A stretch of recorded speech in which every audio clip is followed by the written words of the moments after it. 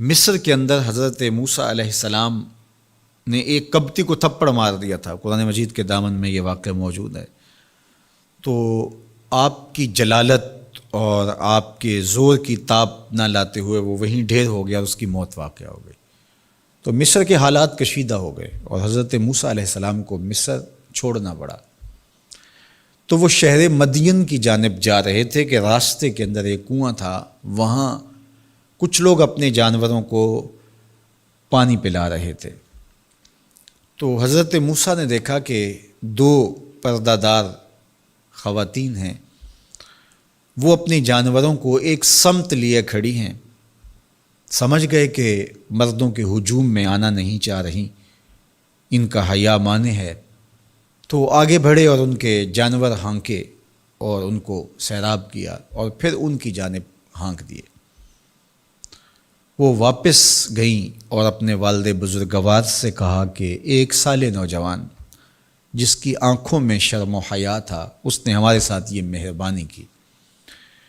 تو ان کے والد گرامی نے کہا کہ جاؤ اس کو بلا کے لاؤ۔ قرآن مجید میں اس کا ذکر کیا گیا۔ فجاءتہ احداہما تمشی علی استحیاء، ان میں سے ایک خاتون حیا میں سمٹی ہوئی حاضر ہوئی۔ اس نے کہا کہ ہمارے والد گرامی آپ کو بلاتے ہیں، آپ نے ہمارے ساتھ جو مہربانی کی ہے اس کا وہ اجر دینا چاہتے ہیں۔ تو حضرت موسیٰ علیہ السلام ان کے ساتھ چلے گئے، اور جب گئے تو یہ گھر تھا حضرت شعیب علیہ السلام کا، اور یہ صاحبزادیاں حضرت شعیب علیہ السلام کی تھیں۔ تو اس خاتون کا شرم و حیا کے ماحول میں حضرت موسیٰ علیہ السلام کو یہ کہنا اور چل کے اس انداز سے آنا، قرآن نے اس کی حکایت بیان کی ہے۔ تو خدا کو پسند ہے کوئی خاتون حیا کے ماحول میں آئے تو اللہ اس کی آمد کو اور اس کے آنے کو قرآن کا عنوان بنا دیتا ہے اور قرآن کی حکایت بنا دیتا ہے کہ جو خاتون حیا کے جوہر کی مالکہ ہو وہ اللہ کو کتنی اچھی لگتی ہے۔ اللہ اکبر۔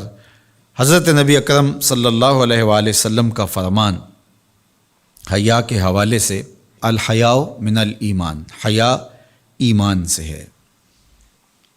تو جتنے بھی ایماندار لوگ ہیں وہ پھر حیا کے جوہر سے مزین ہوں گے، مالا مال ہوں گے۔ آپ دیکھ لیجئے سب سے بڑے ایماندار تو میرے اور آپ کے آقا مولا ہیں، اور حضور کمواری لڑکی سے زیادہ حیادار تھے۔ باقی حضور کے اصحاب دیکھ لیجئے، ان کا حیا، اور حضور کی ازواج مطہرات کا حیا دیکھیے۔ ام المومنین حضرت عائشہ رضی اللہ تعالی عنہا فرماتی ہیں کہ حضور کا جب وصال ہوا اور حضور میرے حجرے میں دفن ہوئے تو میں جب حضور کی قبر انور پہ جاتی تو معمولی چادر اوڑھ کے چلی جاتی، اس خیال سے کہ میرے شوہر ہیں۔ پھر حضرت ابو بکر صدیق رضی اللہ تعالیٰ عنہ کا وصال ہوا تو وہ بھی ساتھ دفن ہو گئے، تو میں پھر بھی اسی حالت میں جاتی اور میں سوچتی کہ ایک میرا شوہر ہے اور دوسرا میرا والد ہے۔ کہا پھر حضرت عمر رضی اللہ تعالیٰ عنہ کا انتقال ہوا اور وہ بھی ساتھ مدفون ہوئے۔ تو حضرت ام المومنین فرماتی ہیں کہ اب جب میں جاتی تو میرا جانے کا انداز مختلف تھا۔ فواللہ ما دخلت الا وانا مشدودۃ علی ثیابی حیاء من عمر۔